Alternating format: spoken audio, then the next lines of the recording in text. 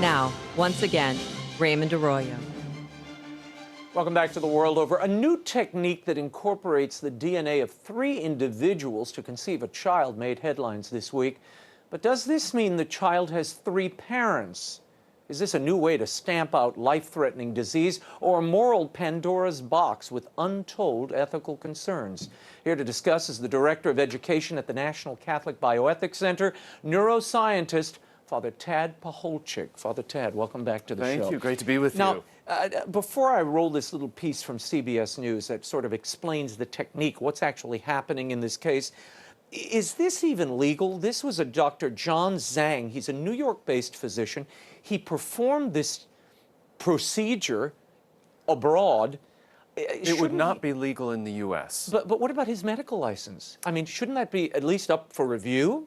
I presume it might be, but it depends, because sometimes if you go and work in another country, if they have a different set of requirements and kind of licensing arrangement. You can do this. Yeah, you can kind of work outside the bounds. When you work in Africa, volunteer physician with fewer resources, you'll have different expectations. I want to share this little piece. This is a CBS News report that aired this week, and it explains this new and very controversial procedure. Look.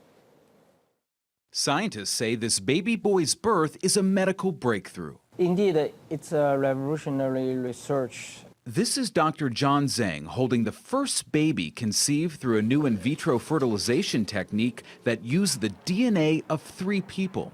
The mother, whose name is being withheld, carries genes for a rare disorder called Lee syndrome.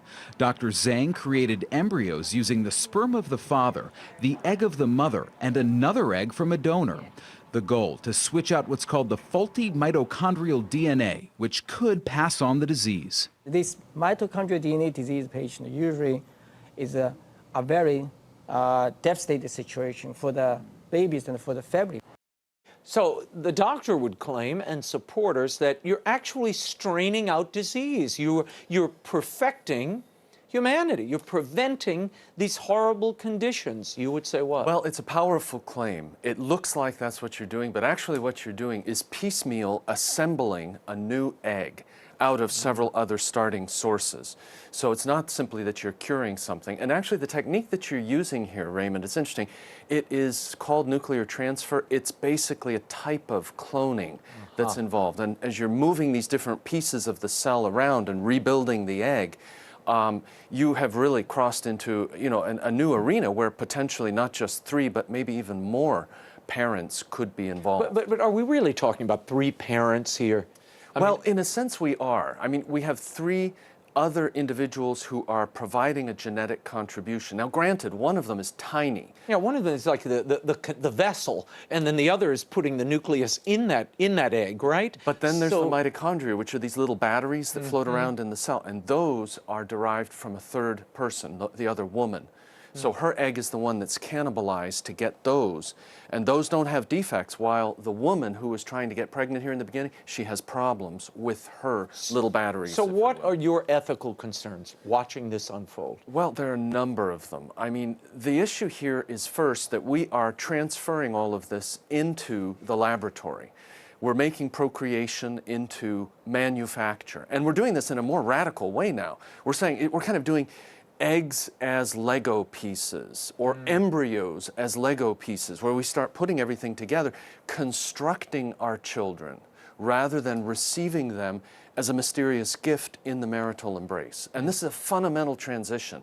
It becomes very easy to then insist on quality control over your kids, manipulate them, freeze them, discard them, and we know that this goes on all the time in fertility clinics. So this is really, it's not only designer babies, it's really hybrid parenting, where That's you can correct. go beyond just 2 individuals of your choice. You could now extend this to be 4 people, 5 people? Potentially, in the future, they're going to likely go that direction. The actual technology that was used for this news report, you couldn't do more than 3 yet. But previous to this, this news story got a lot of coverage. Everybody says, first time we've had 3 parents.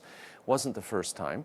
We have had 3-parent embryos that were generated in the past by another technology called cytoplasmic transfer. And if you start messing with that technology and with this one, you could have more parents, 4, 5, maybe 6. What are the medical difficulties you foresee? I mean, they don't really know how this will transmute and grow in time, The right? other technique that I mentioned that they did with prepared a number of 30 children born this way. They followed up on some of them, and they did see some diseases that they didn't know how to explain. And they said, maybe it came from doing this. So there's always this law of unintended consequences. And we're facing that with this new technology as well, which is really a big, reassembly of a woman's egg. And so to think that this is going to be done without any side effects, and remember, when they did it, Raymond, they did 5 of these embryos that they produced. Only 1 grew. The other 4 didn't. So it's telling you, this is pretty hard to do. You can expect complications. You can expect risks to a child that's going to be born this way. And I suspect the follow-up will probably have higher rates of birth defects than what you see in normal in vitro fertilization. We're seeing some reportage about why women in big numbers are freezing their eggs. And this is happening in vitro fertilization clinics all over the place. It is. What is the explanation? Why are they doing it? A lot of people in the past thought the reason a woman would do this is because, she wants to have a career first and go to work. Go to work, delay things.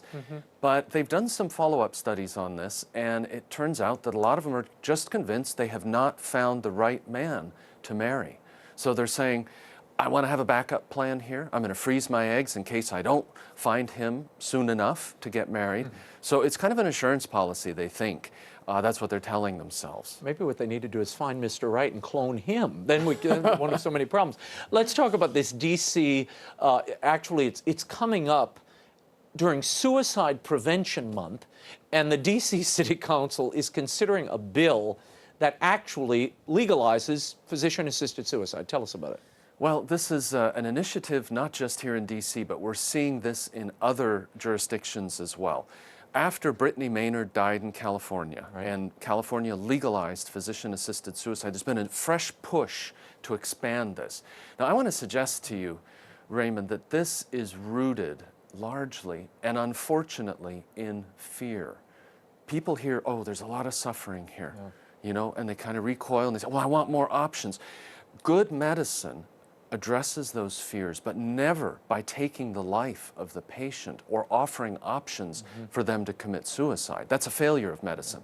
Rather, you turn to palliative care, hospice care, and we have an incredible armamentarium of tools to remediate and address pain and to deal with situations of suffering. What we need is a more supportive environment as people are dying so that they don't feel, hey, I'm in desperation. I have to, turn to my doctor and ask him to become a killer. Well, it's strange this bill doesn't have any sort of mental protocol where you do a mental review to see where this person is psychologically. Anyone suffering is going to, you move into a different psychological place. That should be evaluated. You move into a different psychological place, and also sometimes you have clear cases of clinical depression. And those have to be ruled out because a lot of times people who are depressed will say, oh, just let me go, let me die, I don't want to be around. And then when the depression lifts after you treat it with antidepressants, a week, 2 weeks later, they say, oh, no, I didn't really want to die.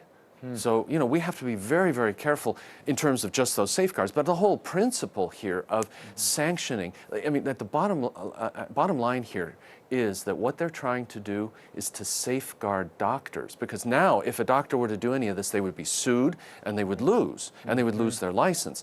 And now they're saying, you can go ahead and change the nature of what it is to be a physician. And let's face it, and you won't be sued. Insurance companies love this. The government loves it because it means less spending on the care of people at the end of life rather than hustling them to a quick end. It looks like that. I think the insurance companies may be tempted by this as well. Father TAD PACHOLCZYK, thank you for being here. Great for to be your with insight. you. For more on Father TAD's work and to read his commentary, you can visit National Catholic Bioethics Center's website at ncbcenter.org.